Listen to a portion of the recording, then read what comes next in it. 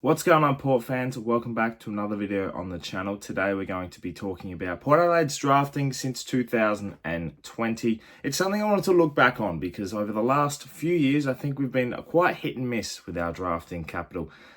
Throughout that time, we've also, lauded how good our drafting was in 2018 and 19 with Connor Rosie and Zach Butters, and we had Sam Powell-Pepper coming in 2017, and all of these players that have come through and been quite prominent figures in Port Adelaide's history over the last 8 to 10 years.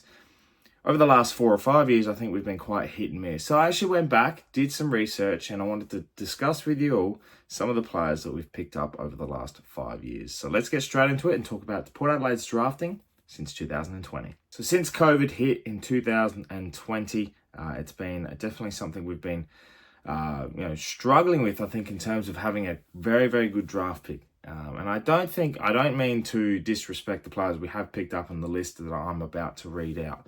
I just don't think they've had the impact that we desired, and it proves a point that every draft pick you have, no matter the number, it may be a hit or miss. So I have put quite a few players down on this, and it's definitely something I found very intriguing. So we'll get straight into it, and hear me out. So 2020, Port Adelaide went to the draft with pick 1649. It's the only two draft picks we utilised in that draft. We picked up Lachie Jones and Ollie Lord. Now, Lachie Jones was touted as a ready-made AFL superstar, one that was going to take the AFL world by storm. Hasn't quite made that impact as yet. Has had a few good moments, and obviously Ken's been trying him in 16,000 different positions.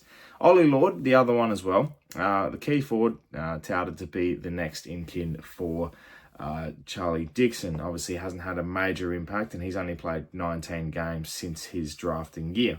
Lachie Jones playing at the 56. So something that I think, we look at those numbers and you say, Lachie Jones has been injured quite a few times, all these little hamstring and niggles and everything like that. Ollie Lord, big knee injuries here and there, and made his debut the back end of 2023 as well. So something that I've definitely been keeping an eye on those two, but they are ones that have been household Port Adelaide names now for quite a few years, and ones that the recruits and the list managers have touted to be players that will make an impact.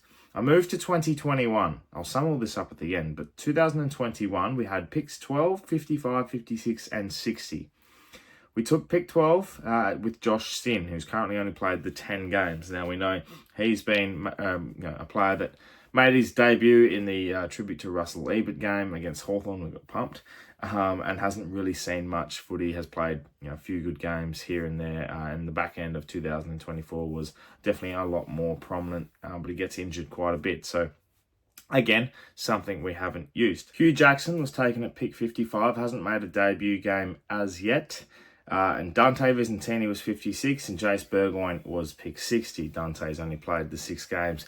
Jace Burgoyne, the most successful out of the crop, with 36 games, and one that has definitely become a player that is going to be making an impact again in 2025. But he's been a very successful pick, and proven again, doesn't matter what number pick you have, a player can always have an impact. He was pick 60. He was obviously a father-son selection, so one that you definitely can utilise there. 2022, we had picks 36, 53 and 59. Tom McCullum was pick 36, Tom Scully 53, Kyle Marshall 59. All delisted at the end of the 2024 season.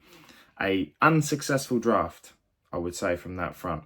And we only used a rookie draft there for Dill Williams to be reselected. So something that I think we look at that and go, all right, that was very unsuccessful. Nothing really came of it. Tom Scully had a lot of potential. Kyle Marshall, never really given an opportunity. And Tom McCullum, as soon as he was drafted, we've never really heard of him again since that time. So 2022 was definitely a big X, in my opinion.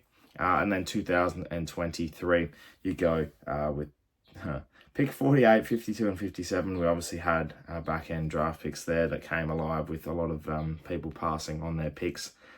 Tom Anastasopoulos, Lachie Charlson and Will Lorenz, who's played 2 games, and then Xavier Walsh was a rookie. 2 games for Will Lorenz, both of them sub. All of them touted to play games, I think. A lot of them, Tom has played no games, and neither has Charlson, but, not rookie, sorry, they've been, emergencies travelling a couple of times there. Will Lorenz has obviously been a travelling emergency a few times. They see him as quite a potentially good player going forward and one that can play on the wing and run through. So I look at all these drafts, and I look at how they were being utilised throughout. And it seems to me that we've gone for very specific targeting points throughout the time, and ones that, we wanted pace, we wanted midfielders, we wanted players that can have impact. So since 2020, Port Adelaide has drafted 18 players. That includes rookie drafts, which I say Tyson Goldsack was a rookie in 2020. Taj Schofield was a rookie in 2020. Trent Dumont and Sam Hayes were redrafted as rookies in 2021. Dill Williams at the end of 2022. So out of the 18, 11 still stand on the list. Obviously, the last 4 players that we drafted in 2023 become more than a third of what we've drafted. Lachie Jones and Ollie Lord, Josh Sin, Hugh Jackson, Dante Vicentini, Jace Burgoyne, and Dill Williams as the rookies. So, for me, 2022 was affected massively by the trade with Jason Horne-Francis and Willie Rioli and that massive mega trade that occurred. So to sacrifice that draft, completely understood. I'm not judging that as a big mistake as such, because we've got 2 high quality players in JHF and obviously Willie Rioli come out of it. And you can't do much there. So you sacrificed the draft on that front. We've also sacrificed 2023 to a certain degree because of that trade as well. The futures were used there. So I take it back to 2020 and 2021. You have Jace Burgoyne, Josh Sin, Ollie Lord, and Lachie Jones, who made an impact. Same with Dante Vicentini throughout. I exclude Hugh Jackson because he hasn't made a game yet, which is unfortunate, but he's probably got his one last opportunity in 2025, and that'll be it. So have we been successful since 2020? That is the question I'm asking. Have we been successful in our drafting, or has it been because of the sacrifices we have made with trading and specifics that we've needed? Have we been successful? I say yes, only because Lachie Jones, Ollie Lord, Jace Burgoyne, Dante Vicentini, and Josh Sin, future. They are painted as the future of Port Adelaide. I can't say to a degree no, because of what we've been able to produce trading-wise. Now, sacrificing a draft is a big call, something that is definitely long in discussion with what happens. And this is why we trade before we draft, because then you have a little bit of leg room and capital that you can utilise to get the best players possible. That's what leads me into 2024. So yes, we've been successful since 2020, although some of the picks have been questionable and probably haven't had the biggest of impacts, but they have potential. I think as Port fans, we've been living off of potential for 11 years now? So you go from that, you look at 2024, we say we've got picks 13, 29 and 36, all lined up inside the top 40 in a draft that they think the top 40 are capable. What will happen? Who do we pick?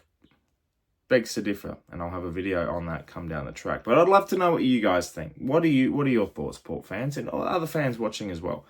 Since 2020, you look at the list that I've listed out. Have we been successful? Lachie Jones, Ollie Lord, Josh Sin, Hugh Jackson, Dante Vicentini, Jace Burgoyne, Tom McCullum, Tom Scully, Kyle Marshall, Tom Anastasopoulos, Lachie Charlson, and Will Lorenz, with Xavier Walsh as a rookie. Tyson Goldsack, Taj Schofield, Trent Dumont, Sam Hayes, Dylan Williams, all being rookie drafted. Dylan Williams still on the list. 11 out of 18 players still on the list since 2020 for Port Adelaide. Your thoughts? Let me know in the comments below. Thank you so much for watching, Port fans. Bit of a different video, but one I think that was very, very intriguing to see how we've been drafting since 2020. And obviously before, we've been quite successful, and our captain was in the Super Draft for 2018. So as I same with Zach Butters as well. A lot is intriguing about the draft to come in 2024. I have a few more videos to come about that in the lead up to 2024's draft. I can't wait to see who we pick up in the next crop of our next generation Port Adelaide players are to come. Thank you for watching. Subscribe to the channel if you're new for plenty more Port Adelaide and AFL content to come your way. My name's Anthony, and as always, Can't pay.